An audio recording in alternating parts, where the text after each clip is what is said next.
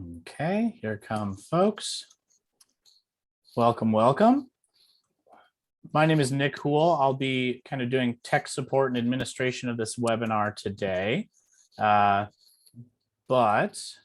Gary, that message went to just the hosts and the panelists. Oh, thank you. If everyone who's joining us could type in their name and where they're calling in from, and maybe a little bit about why you're attending today, what you want to get out of this webinar, so we can kind of gear some of our comments to that, that'd be great. I'll get that process started.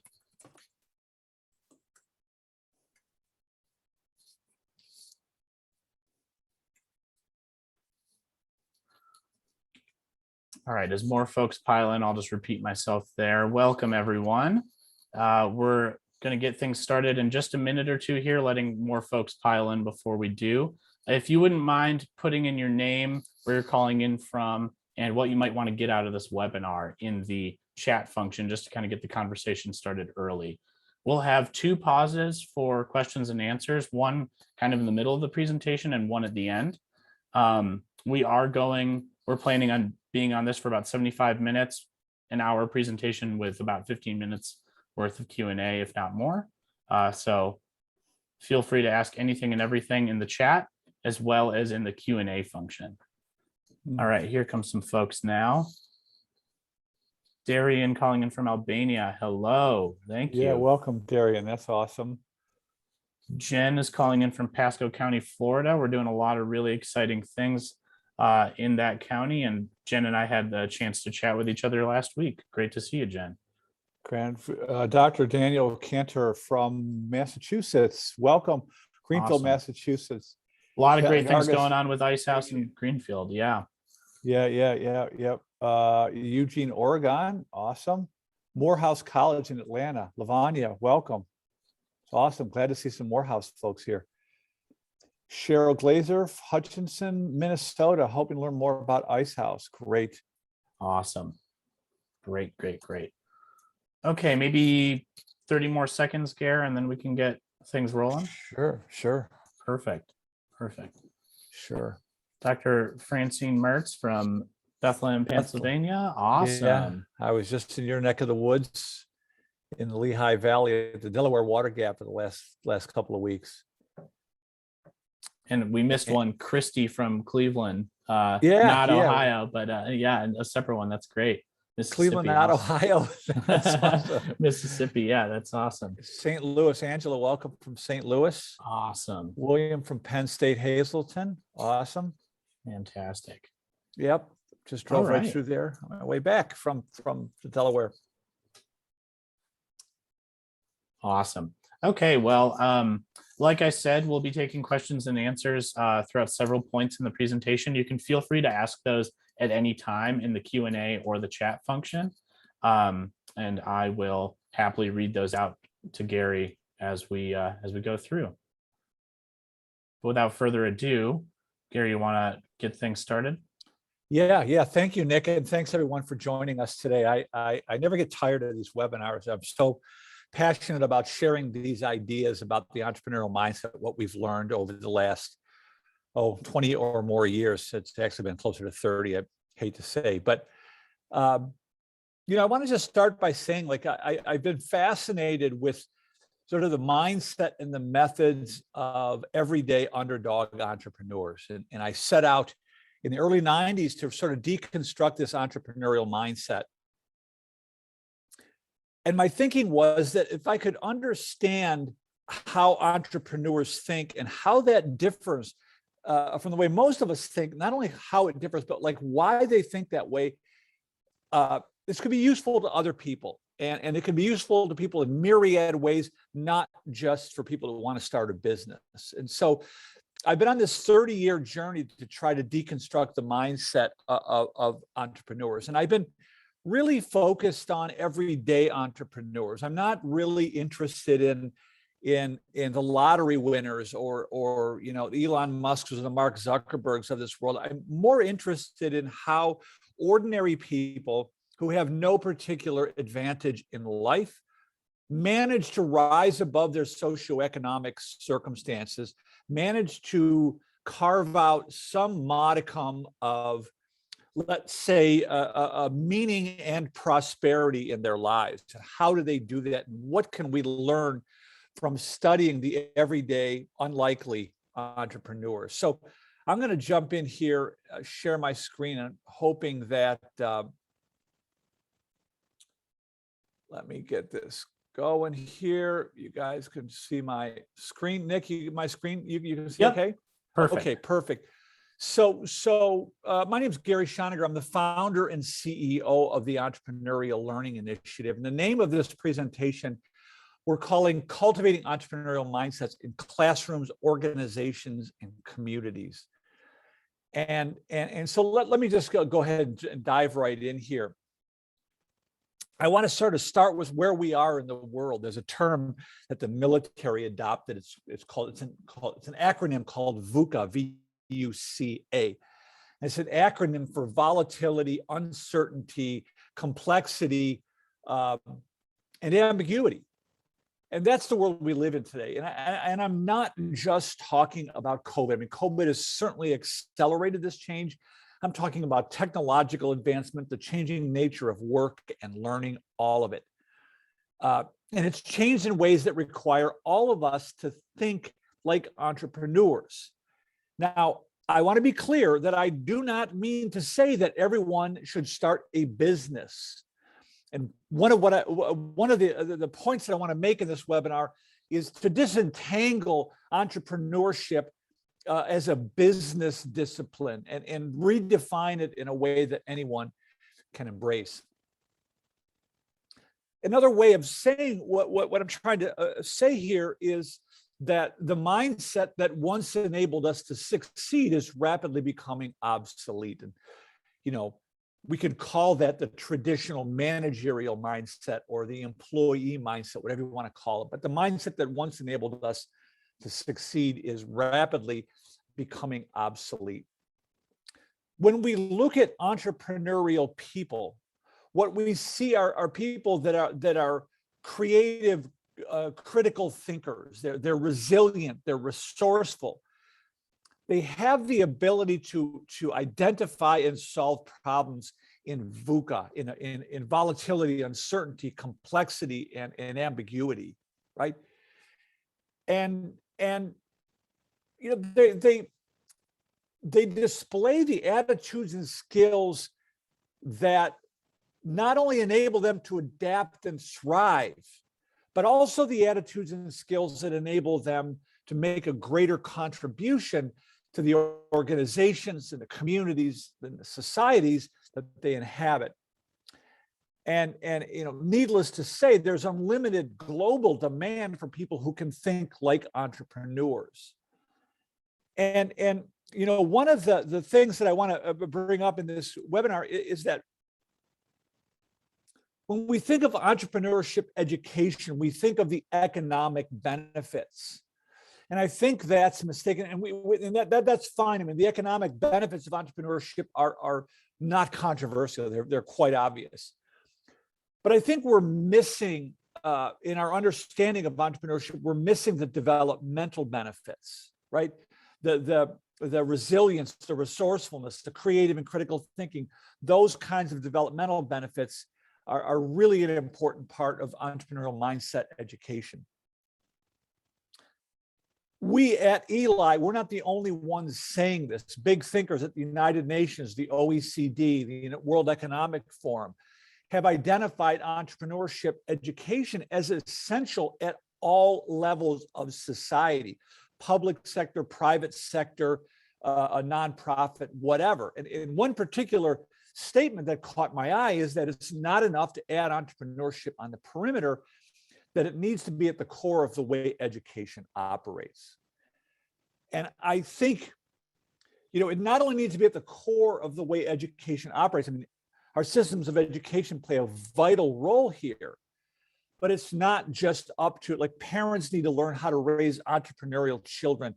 We need to learn how to cultivate entrepreneurial attitudes and skills in our organizations to create entrepreneurial culture in our organizations and in communities. The question is how, right? And that's really what this webinar is going to get at. Like, how do we do that? how do we how do we shift entrepreneurship from the perimeter to the core of the way we think about it, right? So there's a few key points I want to hit in this webinar. The first idea is I want to redefine entrepreneurship in a way that anyone can embrace. When you look at the definition of entrepreneurship and the history of the term entrepreneurship, it's woefully inadequate. It's out of date and it's very misleading. And I'll get into that in a minute. I'll identify some of the specific entrepreneurial skills the world now demands and how those things are connected. We'll also explore the critical dimensions of an entrepreneurial mindset and talk about what those dimensions are and what is a mindset, what are the critical dimensions of an entrepreneurial mindset, and how do we cultivate that in ourselves and others. And we do that by creating effective entrepreneurial learning environments. And we'll use the Ice House Entrepreneurship Program, which is a curriculum we developed, it's gone around the world. We'll use that as a guide for that. So I'm going to try to hit these 2 points together to redefine entrepreneurship in a way that anyone can embrace. And I want to identify the skills that the world now demands. I think the biggest challenge that we face is that the word entrepreneur means so many different things to so many different people. And I think the distinction between an entrepreneur and an employee is becoming blurrier and blurrier all the time. And one way to think about this is to ask yourself, well, what is an entrepreneurial mindset? Well, what is an employee mindset, right? And what's the difference between the two? But the biggest challenge we face, I think, is our ability to embrace an entrepreneurial mindset is limited by the ways in which we define it. And broadly speaking, a lot of people hear the word entrepreneur, they think of the Silicon Valley whiz kids with millions of dollars in venture capital. They come up with social media platforms or whatever, and they become billionaires. They call them gazelles or unicorns or whatever. And that's fine. I have no particular beef with what I'll call the venture-backed high growth model of entrepreneurship. But the point that needs to be made is that that's just an infinitesimal representation of the whole entrepreneurial ecosystem. The fact is that a small percentage of a single percent, a small fraction of 1% of all new businesses are created with venture capital each year. I think I read something recently that the average business has started with less than $1,000. And the research we've done bears that out. Even large established companies are started with a few $1,000s. So, some people, we mischaracterize the word entrepreneur. And when we think of it as sort of from this perspective of the venture-backed high growth entrepreneur, this skews our thinking not only about how to be an entrepreneur, but also about who can be an entrepreneur. Now, some people think an entrepreneur is a small business owner, fair enough. But a lot of the efforts we see to support the small business owner, they tend to treat these inspiring entrepreneurs as if their startup is a smaller version of a large corporation. They tend to promote business planning and market research and all these things that really don't map with the reality of what entrepreneurs are actually doing. There's another challenge here also, that there's sort of a casual contempt for entrepreneurship, specifically in higher education. We see this, that entrepreneurship is all about making money. That's for the business school. I don't want anything to do with it. And I think there are good reasons for any of these perspectives, but they don't really add up. They don't really reflect the mindset, the motivation, and the methods of a typical entrepreneur. So I'm going to kind of walk you through this idea called transformation theory, which is really the central idea behind our methodology. It's really the core of it. It was adapted. This was developed by a guy named Dr. George Land, who developed a transformation theory as a way to explain the nature of change within any living system, being an organism, a human, an organization, or whatever. It's a framework for understanding change. And I'm just going to go very briefly through it. If you want to learn more, he's got a phenomenal book called Breakpoint and Beyond. It goes a much deeper dive in there. And I'm sure Nick will put the link to that book in the chat. So transformation theory works like this. There are 3 phases of change: a discovery phase, a growth phase, and an obsolescence phase. And what Land is saying is that these 3 phases of change are inescapable. He's also saying that each of these 3 phases requires separate rules for survival. And the trick to survival, according to Land's theory, is to understand which phase you are in so that you know which set of rules to apply. Because the rules for survival in phase 1 don't apply in phase 2. And the rules for survival in phase 2 don't apply in phase 3.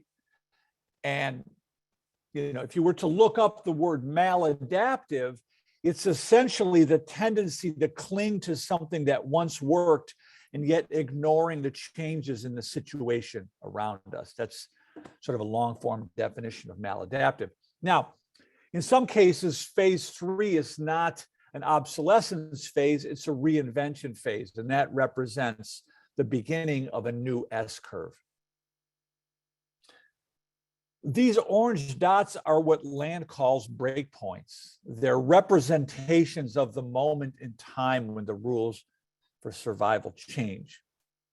Now, those breakpoints are very obvious in this graphic illustration, but in real life, they're rarely obvious. And that's just an important little side note there, right?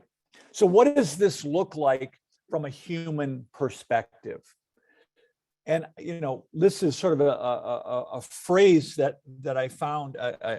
It's not. I'm not repeating it, but this is a central idea from the Industrial Revolution, that we're no longer hunter-gatherers, we're no longer subsistence farmers.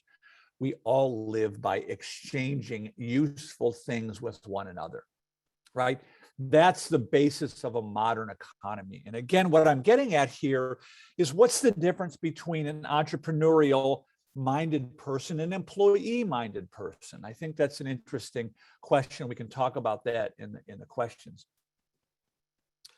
We all live by exchanging useful things. And the question becomes, what is the useful thing that we exchange? With whom do we exchange it? And what is the mechanism by which we learn how to become useful to other humans?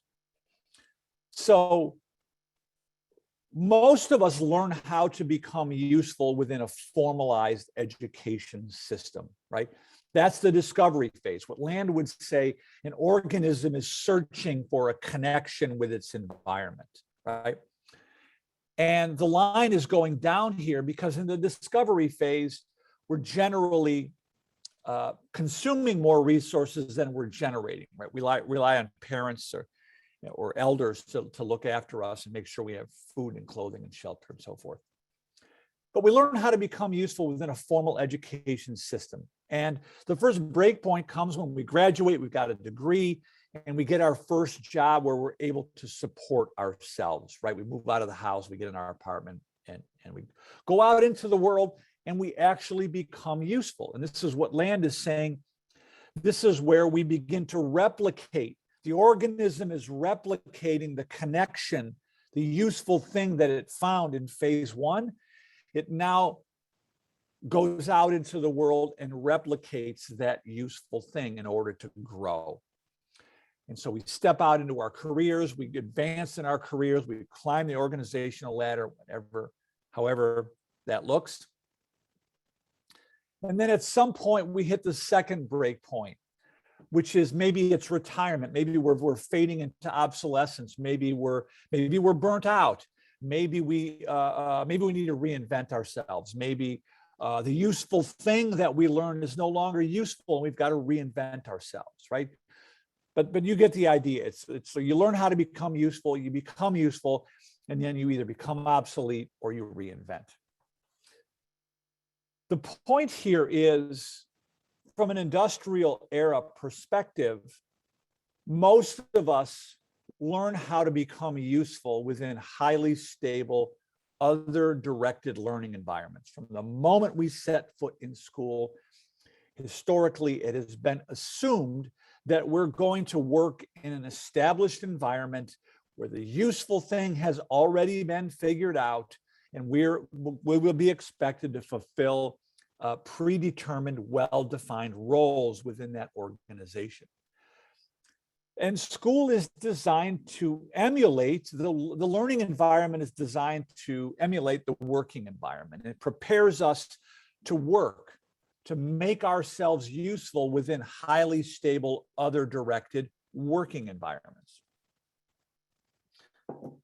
The problems arise when we hit this second break point. And the second break point is indicated when the growth starts to slow. Our professional growth, the growth of our organization, whatever it is, the growth starts to slow. And most of us humans tend to respond inappropriately to slowed growth or to change in general. And sometimes we stick our head in the sands, we go in denial. Sometimes we become angry, we lash out. There are a number of inappropriate responses to change. But I think the most common inappropriate response is the tendency to hunker down and double down on our column 2 beliefs. Land called this a siege mentality, right? We double down, we jettison all non-essential personnel, all non-essential projects. We ask everyone to do a little bit more for a little bit less. And sometimes that gives us this momentary feeling of relief because the numbers look good for a minute, but ultimately it might be the death knell, as it was for Kodak, right? The denial, the tendency to cling to what once worked, ultimately leads to obsolescence. The way Land put it is really straightforward. Nothing fails like success. And this is really the genius of transformation theory, which is that the attitudes and skills that were absolutely essential for success in column 2 will become the attitudes and skills, the deeply held beliefs that will prevent us from adapting into column 3. In psychology, we call this cognitive entrenchment.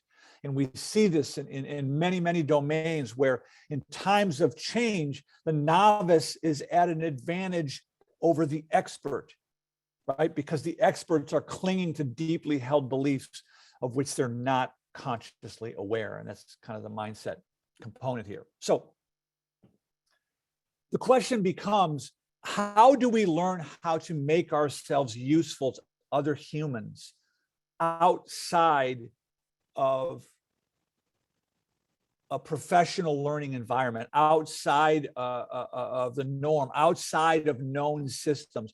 How do we learn how to make ourselves useful without the guidance of a professional teacher in a clear pathway? What does that look like? That's what entrepreneurs do. And so I'm just going to give you an expanded version of that discovery phase. And this is what it looks like from an entrepreneurial perspective. Now, remember, for most of us, we're in school and we're learning how to become useful. We're taking all these courses, we're getting degrees, certificates, we're passing courses, we get the certificate, and the certificate becomes sort of the proxy for usefulness, right? It becomes the, whatever you want to call it, it sort of becomes it's a symbol of usefulness. Now, in an entrepreneurial context, we're trying to figure out how to make ourselves useful to other humans outside of known systems. And in order to understand the attitudes and beliefs of the entrepreneurs and the mental models and so forth, we have to understand the context here, right?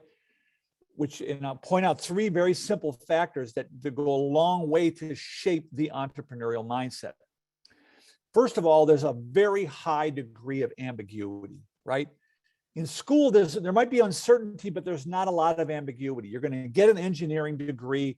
You're going to pass all the courses. You get the certificate. You're pretty much assured a job. The path is clear. It's well-defined. It's linear. The outcome is predictable. In entrepreneurial discovery, it's a very high degree of ambiguity. There are no clear answers. It's not yes and no answers. We're solving ill-structured problems that don't have straightforward answers. Resource constraints are also an important factor that dictate entrepreneurial behavior. These are two critical factors that are easy to overlook. And if we take into account the high degree of ambiguity combined with the resource constraint, there's one more factor, which is the self-directed nature of the discovery process, right? These are three essential ingredients for developing an entrepreneurial mindset. And if you take any one of these three away, it won't work. There's got to be a high degree of ambiguity. There's got to be self-directed. Autonomy support is another way to think about that. And it's got to be resource constrained. You got to figure out how to make it happen when you don't have access to resources and power and privilege and so forth. So in an entrepreneurial context, how do we know that we've hit this first break point? Traditionally, the first break point represents our first job or graduating from college or whatever. From an entrepreneurial perspective, the connection is found when we have evidence of usefulness. Now, remember, that's what we're doing. We're trying to figure out how to make ourselves useful. And when we have evidence of usefulness, that's where the break point occurs. Now, the most common form of evidence of usefulness is currency. When people, other than our mother-in-law, agree to pay us for our product or our service, that's evidence of usefulness. But currency isn't the only measure of usefulness. It could be users. It could be buy-in from colleagues or your boss. It could be followers, subscribers. Doesn't really matter. The point is clear that this entrepreneurial discovery process is an evidence-based process. It's not gambling. It's not fortune telling. The entrepreneur is behaving more like a detective trying to solve a mystery. So in order to do that, we have to learn to embrace what I'll call entrepreneurial discovery learning. And there's a whole literature on discovery learning. It's quite fascinating. But I was just going to highlight some of the aspects of discovery learning. It begins with problem finding skills, right? You have to look for a problem to find. And that's sort of the core idea here. That requires empathy, curiosity, observation, and inquiry. You need problem-solving skills, creativity and innovation, critical thinking, experimentation and adaptation, collaboration, teamwork, networking, effective communication, and resourcefulness. You also need to be self-directed and self-regulate, the ability to self-regulate, and that means you have an internal perceived locus of control. You have the ability to tolerate ambiguity, and that's a superpower that we often overlook. We're loath to walk down a path or pursue some sort of difficult thing without the assurance of an outcome, without other people on this path. It makes us very, very nervous. So the ability to tolerate that ambiguity becomes very important. Need to become self-directed learners, lifelong learners, need to become self-aware, and we need to develop resilience, which comes from an optimistic explanatory style or optimistic self-talk, and I'll get into that in a minute. The point here is that entrepreneurial skills are 21st century skills. These are the skills employers demand. These are the skills the world now demands. Now, we don't always call them entrepreneurial skills.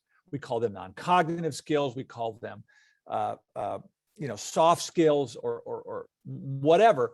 But these are the skills that the world now demands. They're entrepreneurial skills.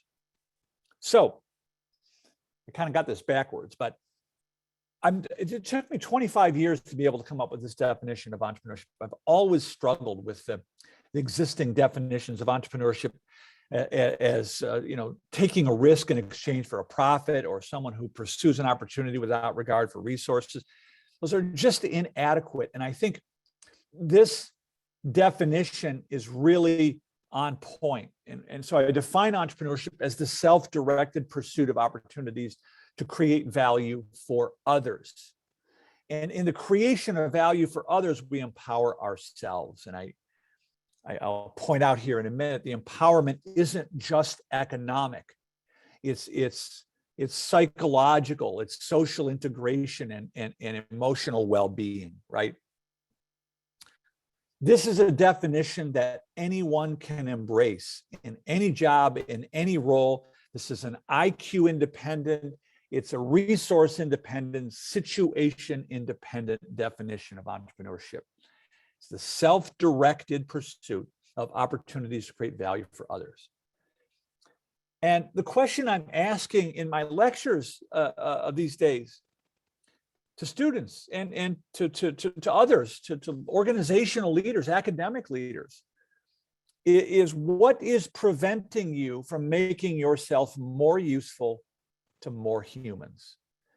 And so I'll leave it as a rhetorical question for now, but these are questions that are meant to provoke in ways that might get you to think about what are the deeply held beliefs and assumptions that are driving your behavior that you might not be aware of. So we redefined entrepreneurship as the self-directed pursuit of opportunity to create value for others. And we've identified the entrepreneurial skills the world now demands. This is the creativity, critical thinking, empathy, right? The problem-solving skills. These are the initiative, self-direction. These are the skills the world now demands. Now I want to look at the entrepreneurial mindset in a little more detail. We use that word a lot without thinking too deeply about it. And I want to dig in a little deeper here. And I borrowed this idea from Peter Senge in his work, The Fifth Discipline. We all have a mindset, yet few of us are aware of it, much less the ways in which it influences our behavior without our awareness. And I think it was Carl Jung who said, until you make the unconscious conscious, it will direct your life and you will call it fate. It's another way to think about it. Our definition of mindset, I adapted from Edgar Schein's definition of culture. And I'll tell you why. I mean, culture is collective mindset. So mindset is our individual culture. You can think of it like that. But I define a mindset as a pattern of beliefs, assumptions, and mental models learned by an individual that has worked well enough to be considered valid and therefore assumed to be the correct way to perceive, think, and feel. And I think assumed is the key word here. So again, borrowing from Edgar Schein, it works like this.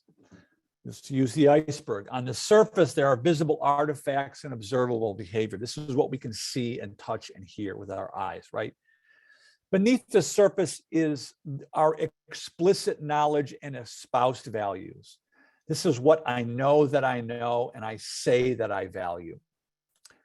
But at the base of the iceberg is where our mindset lies. This is our implicit knowledge, our deeply held values, taken for granted beliefs and tacit assumptions that are driving our behavior.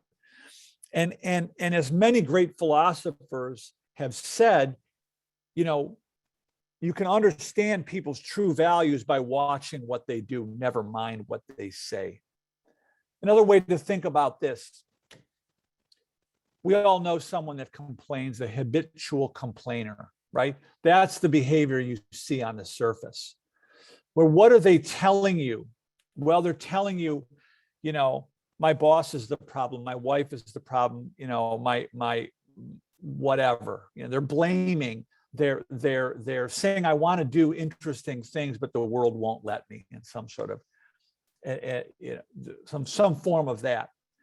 But what's at the base of the iceberg in most cases is a deeply held, mostly unconscious assumption of helplessness, of an external locus of control, low self-efficacy beliefs, right? Extrinsic motivation, a fixed mindset. These are the things that we're not aware of. We're not walking around saying, hi, my name's Gary. I have an internal or an external locus of control. But you can tell by listening to my language, by observing my behavior. So building on that, we look at 5 critical dimensions of a mindset. We look at the perceived locus of control, a deeply held, mostly unconscious belief that fate, luck, circumstances, and powerful others control our destiny, versus an internal locus of control where we believe that we're in control of our destiny. Are we intrinsically or extrinsically motivated? That makes a huge difference in our ability to set and achieve goals and stick with those goals in the face of adversity. Do we have a fixed or a growth mindset or orientation? This is borrowing from the work of Carol Dweck. Do we believe that our capacity, our intelligence, and our abilities are finite? That's a fixed mindset. Or do we believe that our talent can be developed and increased through deliberate practice? That has an enormous impact on the type of goals we set for ourselves. Explanatory style. This is really the underpinnings of resilience. You have a pessimistic explanatory style or an optimistic explanatory style that has an enormous impact on your ability to persist through difficulty. Resilience is really what that's all about. And then perceived self-efficacy is kind of the holy grail, our beliefs about our own ability to navigate life. So where does the entrepreneurial mindset come from? I want to start with this simple idea that the desire to fulfill human needs through our own effort is a powerful motivating force.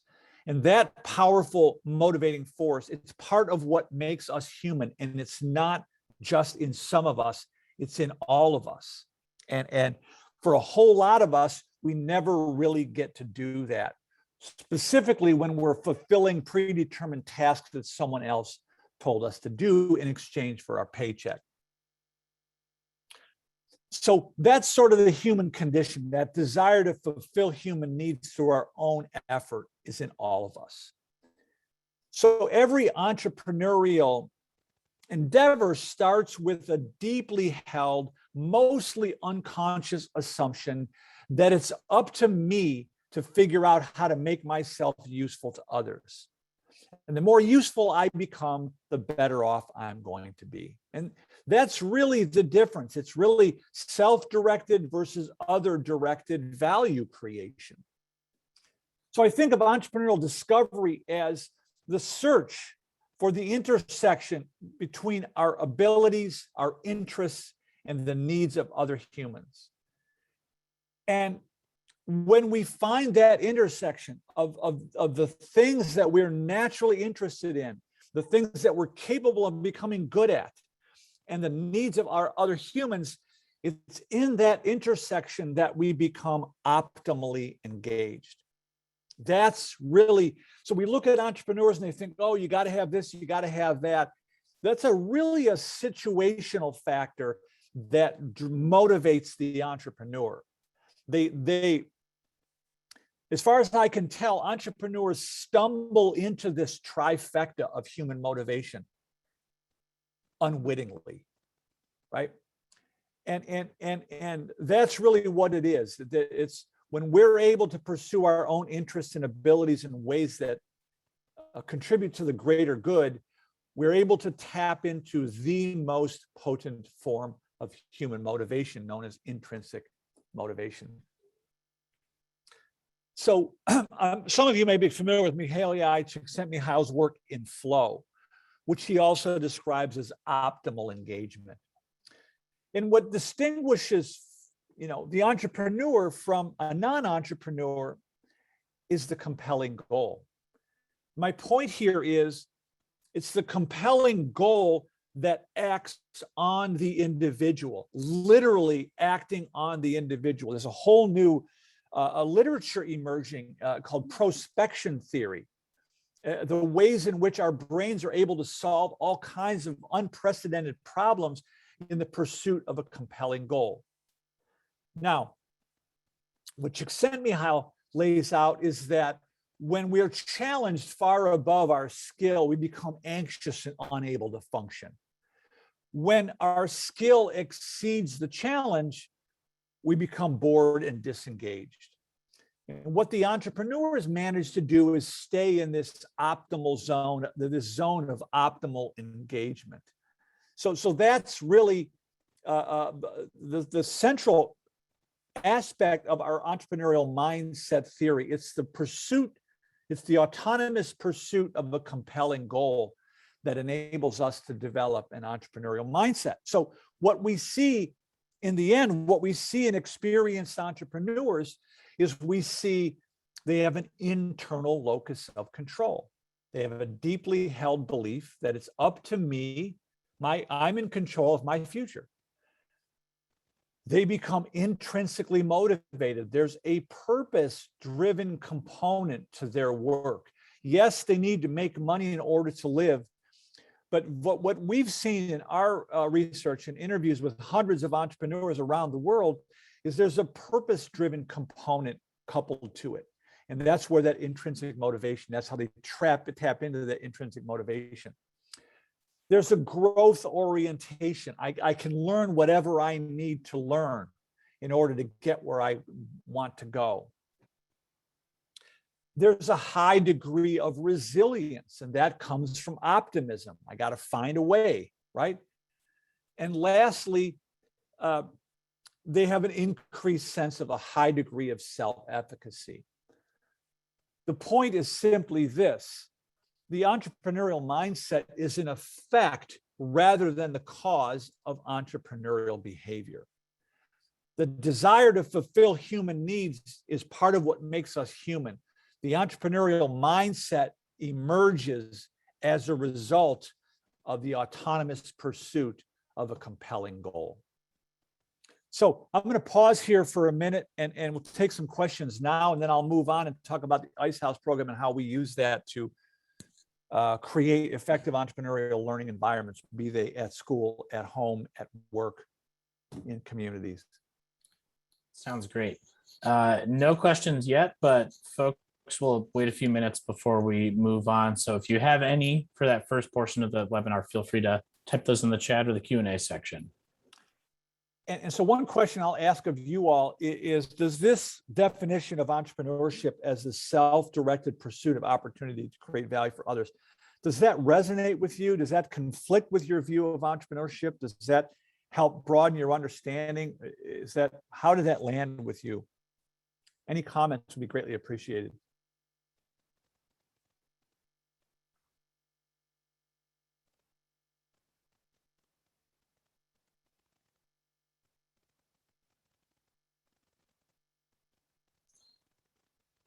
Livonia is saying it resonates. I teach my students that entrepreneurship is all about how do you create and deliver value.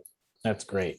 Yeah, I love that, Livonia. And that's what I'm saying, Livonia. I think you're getting to it here. It's like you can embrace that way of thinking inside an organization.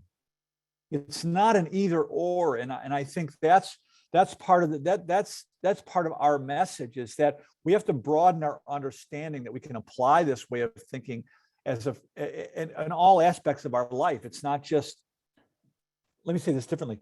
We need to stop thinking about entrepreneurship as a discipline, as a binary, you're either an entrepreneur or you're an employee. We need to think of it more broadly than that.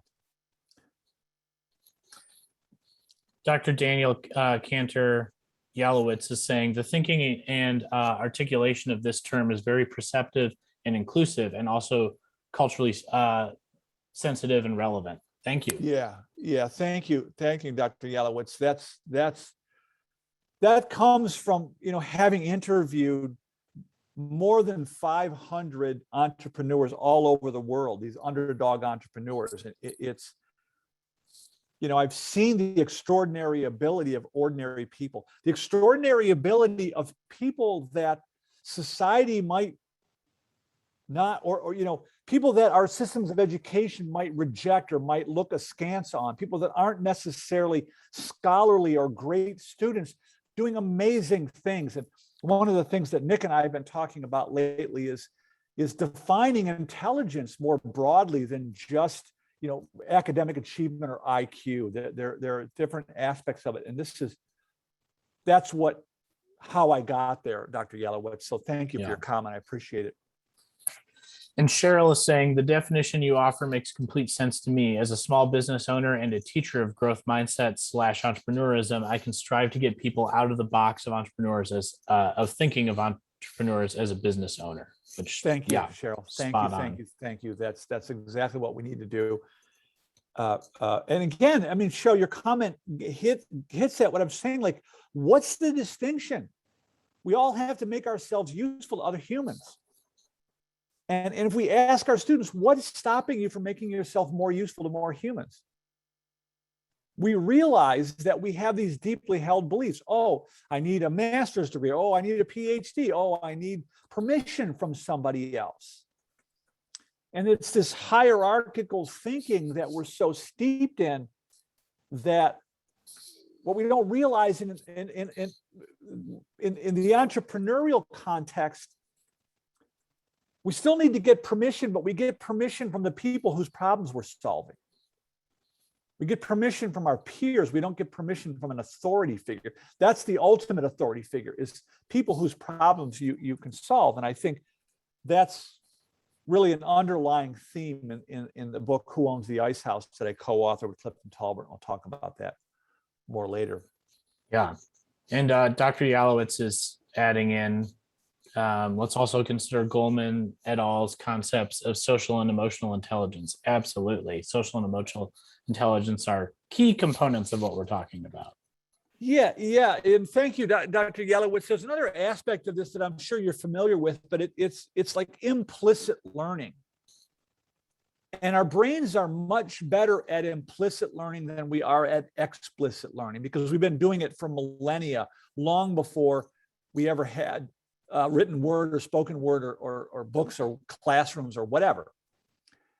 And our brain's ability to learn implicitly is astonishing. And the example that's often used in the literature is that the rules of grammar in our native language are very, very complicated rules, and we learn that by the age of 5 or 6 with little or no instruction from adult, just by emulating and observing. Right? We learn those rule structures. That's an example of implicit learning. The point that I really want to make is that the knowledge that we acquire implicitly is known as tacit knowledge. It's knowledge we have that we don't know we have. So if you ask an entrepreneur, how did you borrowed a few $1,000s from your mother-in-law and you created this amazing thing, how did you do that? Well, I was passionate, I worked really hard, and I never gave up. That's not that helpful. The entrepreneur knows more than they're able to tell. And so the best way to transfer this kind of knowledge is through face-to-face interaction, which is part of our teaching methodology. So thank you for your comment. Any other comments before we move on? I'm feeling really good that the definition landed. I mean, again, it's like there's nothing stopping us. You don't need to drop out of school. You don't need to quit your job. You don't need venture capital. You don't need to mortgage your house. You don't need a big idea. You don't need to be creative or ingenious. You just need to shift your thinking a little bit about how can I make myself useful? What problems can I solve for others? And I think that's really the fundamental shift that occurs. And when that shift occurs, you get very different behavior from the individual. Mm-hmm. Well, since no one else has typed in another comment, let's move on just in respect of everyone's time, and we'll get any that Got come in at the next break. Okay, so thank you, Nick. And I'm going to talk briefly about how to create effective entrepreneurial learning environments. And I want to start with a little brief story. In 2008, I was hired by the Cisco Entrepreneur Institute in San Jose, California, to do a gap analysis on the entrepreneurship education ecosystem in North America. And it was there that we quickly saw that the way entrepreneurship is being characterized in a classroom or a small business development center is largely divorced from the reality, the day-to-day reality of what a typical entrepreneur is doing. And Cisco gave me the platform to then go out and do some ethnographic interviews. I started with about 200 entrepreneurs. We had a film guy. We flew all over the country interviewing entrepreneurs in North America. And one entrepreneur in particular really captured my heart and my imagination. And that was a guy named Clifton Talbert. And I met him on a lark. We were in Tulsa to interview someone else. I met him on an off chance.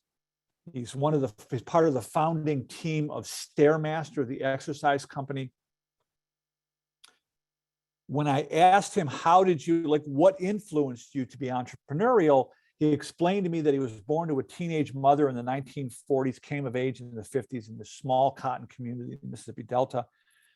As an African-American, he said for people like me, the work was in the fields, and that's what he was doing. He was going to school, but when he wasn't in school, he was in the cotton fields since he was a little boy. And he said when he was 13 years old, he went to work at the Ice House with his Uncle Cleve. And he showed me this picture. This is the actual picture of his Uncle Cleve. And he said, this is the guy that taught me how to think like an entrepreneur.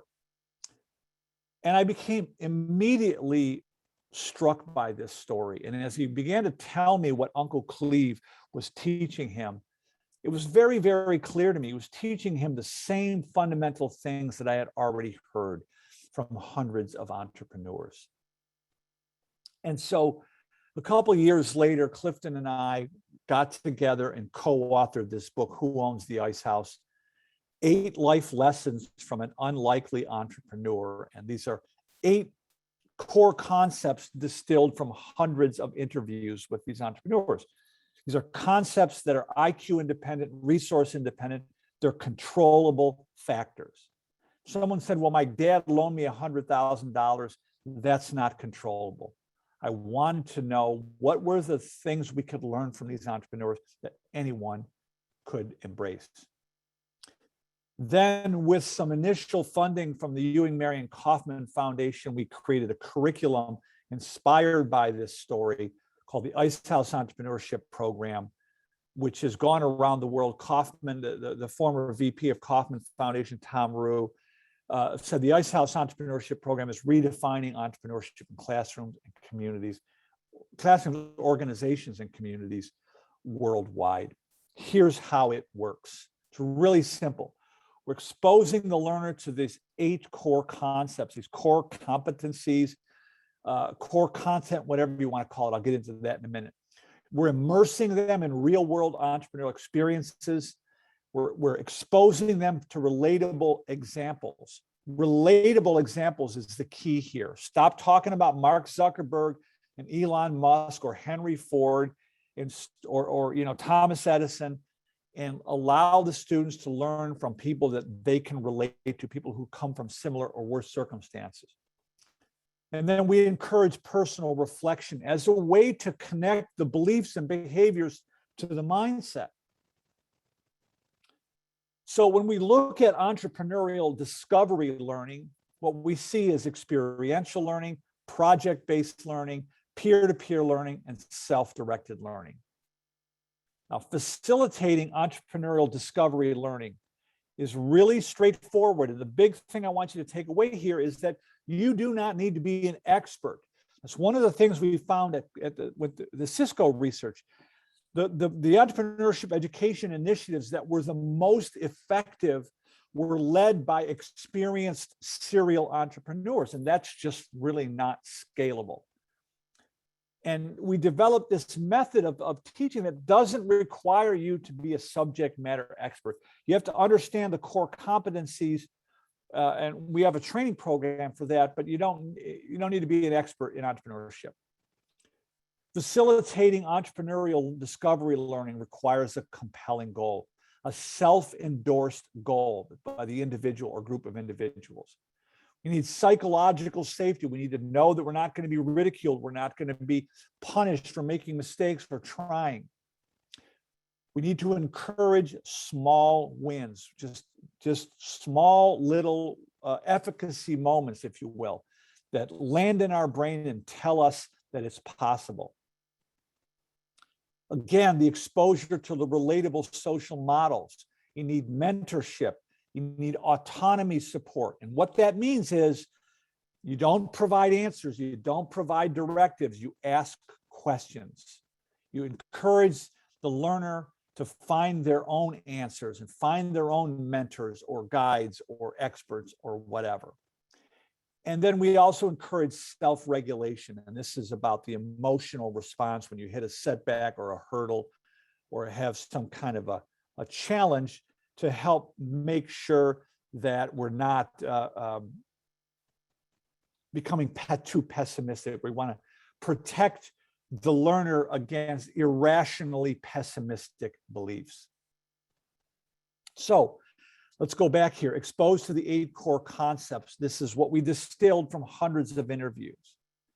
If you listen to any entrepreneur, very early in the conversation, they'll start articulating some kind of a compelling goal.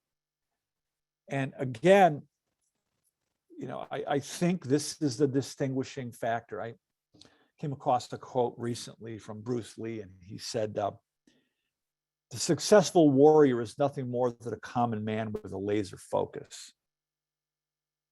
And I looked at that and I said, the successful entrepreneur is nothing more than a common person with a compelling goal. And that's really the differentiating factor.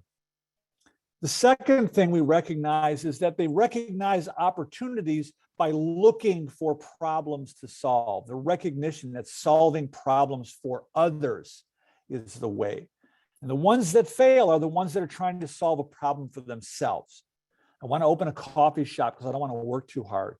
Well, you don't have any evidence that you're actually solving a problem in your community. It's not a great idea. There's an action orientation. They're micro experimenting. To the uninitiated, this looks like recklessness, but it's actually how organisms find a connection in an uncertain environment. We do that by micro experimenting and trying lots of little things that don't cost money, that take a little bit of time or a very small amount of money through micro experimentation. That's really the core of entrepreneurial learning, is micro experimenting. What we also see in the entrepreneurs is they're constantly learning, but they're not necessarily learning through traditional formal learning methods. They're learning through informal and non-formal means, through audiobooks, through networks, through informal peer groups, through YouTube videos, or online courses, through their own experiments. They're learning, but they're always learning. As a result, they become resourceful. They learn how to create wealth. They learn how to invest their discretionary time and resources in developing ideas that make them more useful, rather than spending all their discretionary time and resources on recreation and leisure or ornamental things. They become reliable, and they start to realize the more reliable I am, the luckier I get. They tend to curate their learning environments. They create their own intentional support communities. And the research here is absolutely astonishing that, like the ways in which your friends impact your life, your friends' friends impact your life without your awareness. It's quite astonishing. And that's what we see in the entrepreneurs. They tend to surround themselves with other entrepreneurial people, and they lean on them for guidance and support. And again, we see this high degree of resilience or persistence, which comes from optimism. And again, the optimism is coming from the compelling goal. The goal is so compelling that it keeps them in this optimistic frame of mind, which enables them to develop the persistence. Those are the 8 life lessons in a very brief nutshell. We immerse them in real world experience. And we do that with a tool we call the Ice House Opportunity Discovery Canvas. And it's a simple tool to guide people through what I would call the entrepreneurial mindset challenge, right? Whether you're a student in school, whether you're a manager in an organization, whether you're a parent with your own children, whether you're trying to start a business of your own. There's a 3-step process here. It starts with problem finding. This is about inquiry and observation. This is finding the problem. Then it goes to experimentation and adaptation. Once you understand the problem, once you've diagnosed the problem, then you begin to experiment with solutions. And then ultimately, once you have evidence of usefulness, which is what box 6 is about, then you start to replicate and see if you can do it a second time, see if there's something there, right? That's about execution, it's about advocacy and implementation. Now, for the educators on this webinar, I want to point out that when you zoom out and observe entrepreneurs, they're essentially emulating the scientific method, right? The problem finding is the background research. The experimentation and adaptation, the solution, that's hypotheses and experiment. And then once they have evidence of usefulness, then they try to replicate the outcomes, see if they can do it again, make sure it's not just a one-off, right? And then to start to communicate the value of their ideas. And as we often forget, good ideas do not sell themselves. So that's a basic tool. We call it the Opportunity Discovery Canvas. It's a guiding tool. We ask participants to do this entrepreneurial mindset challenge, to take some small amount of resources in the margins, to use discretionary resources, discretionary time, to get out of the building, start talking to people who have the problem you want to solve, learn about the problem, come back and modify your canvas. And that's why we call it a canvas, because it's really a hypothesis. There's an important point that I want to make here very briefly. And what we found in the research is that entrepreneurs tend not to write business plans. And I've written extensively about this. I wrote a piece in Forbes about it. Nick, maybe you can put that in the chat. But why business planning doesn't work for the typical entrepreneur. The business planning works once you're in column 2. But when you're in the first phase of discovery, planning, how do you use a plan to discover something, right? The point here is this. A business plan relies on logic and reason. But humans are tricky. And what we actually need is not logic and reason, but you need evidence. You need empirical evidence of usefulness. And it's very easy to convince ourselves when we write a business plan, we're trying to make a case to get somebody to fund us. And it's really, really easy to fool ourselves. That's not the way. It's the micro experimentation and adaptation. We also reinforce with relatable examples. And there's a few here. Throughout our curriculum, there are little vignettes from all manner of people who came from all manner of adversity and embrace an entrepreneurial mindset. They're sharing their story. There's all kinds of case studies in here. A disabled veteran. The guy over here on the right is Brian Scudamore, the founder of 1-800-GOT-JUNK. Ryan Blair is was a former gang member that got an entrepreneur as a mentor, changed his life. Jason Campbell is a foster kid that developed a little business when he was in high school. All these different case studies so the students can have the main concepts reinforced from people who come from similar or worse circumstances. All right. The last part of it is the reflection part of it. And that is to remind the learner that a mindset is a belief system that is perfectly designed to create the outcomes that it creates. So there's reflective assignments like to think about to make that connection between your deeply held beliefs and the outcome that they are creating.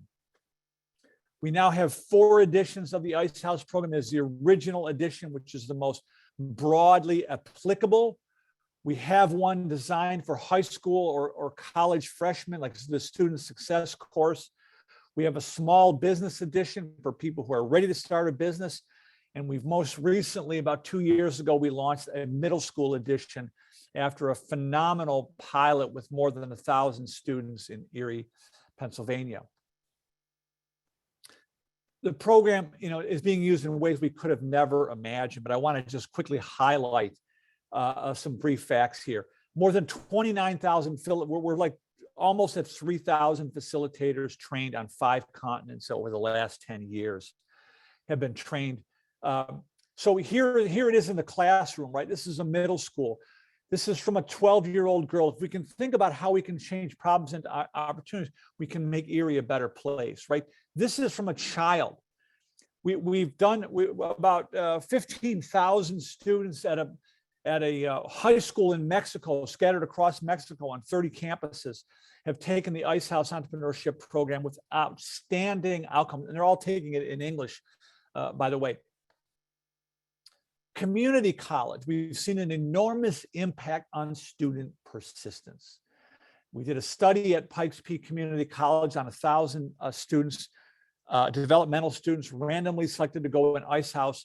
The Ice House students persisted to the second semester at a rate 25% higher than the control group. Organizations, this is just the greatest story ever. Tom Darling was teaching Ice House at Community College of New Mexico. The mayor of Albuquerque asked him to train 100 city government workers. The outcome was so astonishing. They're now in the midst of putting 6,000 city government workers through the organization. And that really expanded our work and our understanding of how to create entrepreneurial culture in organizations. Let's talk about in the community. Tom Rue, who I mentioned earlier, that's his smiling face right here. He's the former vice president of entrepreneurship at Kauffman. He's now running a foundation in North Carolina called the NC Idea Foundation, where they've committed to putting 100,000 North Carolinians through the Ice House Entrepreneurship Program as a grassroots economic development initiative. And I think they've trained approximately 300 facilitators in North Carolina alone, in middle schools, high schools, community colleges, nonprofit, community organizations across the scale. So those are just some very brief examples of the work we're doing. We are the Entrepreneurial Learning Initiative. We are the world's leading provider of entrepreneurial mindset education, training, and professional development in classrooms, organizations, and communities. You can learn more about our work at elimindset.com. We recently published a white paper, which is front and center on our website. You can go there and download it, called the Entrepreneurial Mindset Imperative. I would ask you any of you, if you want to influence other people, this white paper is a good way to do that. If you want to share this with your colleagues or your boss or whatever, would greatly appreciate that. On that same note, we recently launched a podcast called the Entrepreneurial Mindset Project. So now you can access these stories. If you go to Apple Podcasts or wherever you get your podcast, look for the Entrepreneurial Mindset Project. We've got about 6 episodes out there. We're trying to put one out about every 2 weeks. So if you want to learn more, if you want to engage in professional development, you want to learn how to cultivate entrepreneurial mindsets in your classroom, organization, or community, our next public facilitator training is online. It's 4 days throughout November 1st through 22nd. There's still some seats left in that. Typically, these are selling out. We're overselling the online facilitating. facilitator training these days. So anyway, that's it. I'm going to pause now, and hopefully we have some additional questions, comments, suggestions. Would love to hear them.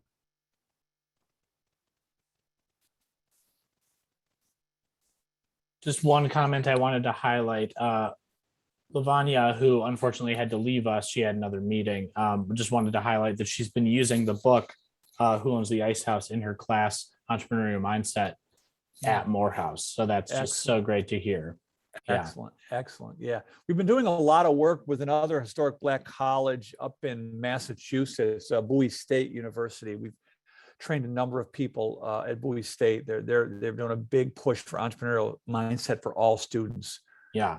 Cheryl is asking a great, more technical question. Does each school need a facilitator, or could someone serve multiple schools? So the facilitator license actually goes along, or certification, I should say, goes along with the individual rather than the institution. So if you get trained to serve a particular school and then change jobs, that certification goes with you. So you can teach it in multiple ways. In fact, we have a facilitator who teaches it in both a local St. Louis high school as well as Lindenwood University. And he teaches both in tandem, with some folks going from one to the other, and it works really well. He actually got hired at the university as a result of being trained by us in the Ice House University. That's right. Figured out what he was doing at the high school and invited him over to the university. Dr. Yalowitz, let me know if you need any help signing up for that training. Happy to assist with that. Rima, great to see you with us. Recently trained, recent graduate from our certification program. Rima, welcome. It's great to have you here. Dr. Yalowitz, I will email you after the presentation is complete. Great. Yeah. So Rima just completed the Ice House Facilitator training. When did we do that, Nick? Was that in July? In July. Okay, I can't keep track, but I just want to let folks know on this podcast, Rima and her friend in Saudi Arabia, I think it was like 2:00 in the morning. They were logging in to participate in the training. Like I'm so appreciative to see you here, Rima, and happy to know you're going at it. Yes. Cheryl, I see your comment. I will post for everyone to see the event page where we highlight costs, outcomes, expected time, things like that. Yeah. The cost per person is $995. It spans 4 weeks. You can read all the testimonials, and Nick will send you all the links there. There it is, right in the chat there. To highlight that even further, we have self-paced components of it too. So you're watching lectures and doing reading in between those live sessions. And then the live sessions are largely discussion based. And then throughout the second half of the program, you're actually going through the experiential piece of the Ice House program that Gary highlighted, our Opportunity Discovery Canvas. And that is producing some really amazing results for folks who are looking at how to think more entrepreneurially during those sessions. Yeah. So, I'm going to come back to some questions I asked you all earlier, like what's the difference between an entrepreneurial minded person and a non-entrepreneurial minded person, right? And this is the question I'm asking. Like, when people ask me, well, what is an entrepreneurial mindset? I'm asking you, what is a non-entrepreneurial mindset, right? And I think, if we go back to transformation theory, the discovery phase, the growth phase, and the obsolescence or the reinvention phase, that happens on a micro neurological level in our own brains. And it happens on a macro, a meta perspective, like at a societal level. We tend to adopt new beliefs mindfully and then cling to them mindlessly. That's the work of Ellen Langer at Harvard. And I think we're clinging to this industrial era model or these industrial era assumptions that we're going to work in an established organization where the useful thing has already been developed. And we're expected to fulfill a predetermined role. And I think that's what needs to change. I don't think the change needs to be all that dramatic. I think the model we've developed for organizational or academic institutions is we need buy-in from the leader. You got to have top-down buy-in, right?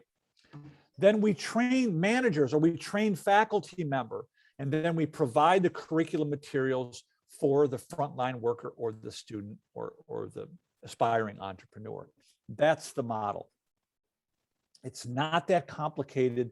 As Jaime Casap from Google Education is famous for saying, let's stop asking students what they want, or anyone what they want to be when they grow up, and start asking them what problems they want to solve and what do they need to learn to solve those problems. My point is that entrepreneurial learning is discovery learning. And it's a type of learning that is historically within an industrial context, industrial era context. Discovery learning has been discouraged or ignored, overlooked, discouraged, or ignored, right? In an industrial era model, I don't want people to have discovery skills. I want you to be able to just do this thing. And all I'm saying here is that when we expose people to discovery learning, it's innately engaging and interesting. So, any final questions or comments? I'm happy to hang around. I know we just went over by 1 minute. So thank you all for being here. If you have any questions. We did forget to mention, so this was being recorded, as you may have seen. So we'll follow up with that recording within 24 hours, along with the slides and a couple other helpful links to things we've mentioned throughout the presentation. I totally forgot to mention that at the start. Yep. Excellent. Thank you, Nick. And thank you, everyone. Hope to see you in our next training. Let us know what we can do to help you. Thank you. Absolutely. I wish I could have found this sooner. I was wishing I just spent 35% entrepreneurship program. Wow. Yeah. Well, Cheryl, let's talk, because we may have some options in the interim. So feel free to respond to the follow-up email that's coming from me probably tomorrow morning. Happy to talk with you about other options. Yeah. Burn the business plan. Yes. Yeah. All right. Thank you, everyone. Thanks all.